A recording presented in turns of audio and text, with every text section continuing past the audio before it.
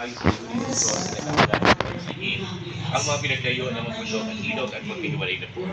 Halinang manalangin sa Panginoon upang kanyang masasabi ang mga nagsisigawa sa mga daan at sasakyan. Ang mabuting balita ng Panginoon ayon kay San Juan. Purihin sa iyo, Panginoon. Sinabi ni Jesus sa kanyang mga alagad, ako ang daan at ang paanan ng buhay. Walang makakapunta sa Ama kundi sa pamamagitan ko.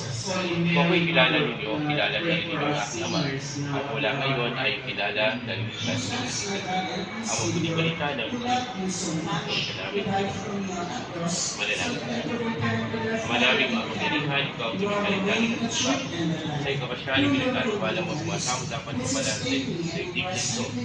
Ipagkalubos sa pamamagitan ng iyong pagpapala sa mga maglalakay sa pamamagitan ng iyong sasakyan, ang pagbihag sa kaligtasan ng tanan. Kalinang pagparoon sa kawain-wain ng pagdilibang, yung iba namang paglisay kasama sa daan, bilang Panginoon ng buhay kasama ng Espiritu Santo, magpas sa walang lang. Maraming sumasalangit na sa pinagalan, mapasabi ng kariyan mo.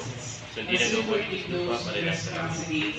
Pamigayon ang aming mahal sa atin, para ang aming kailangan, para lang magkakatawa namin ang nakakala sa atin, at huwag may paipon sa gusto, at hindi ang aming sinahan. Panginoong Maria, nagpupuno ka ng asya, ang Panginoon sa sumasayo. Doon kang pinagpala sa kahit na kahit at pinagpala naman ang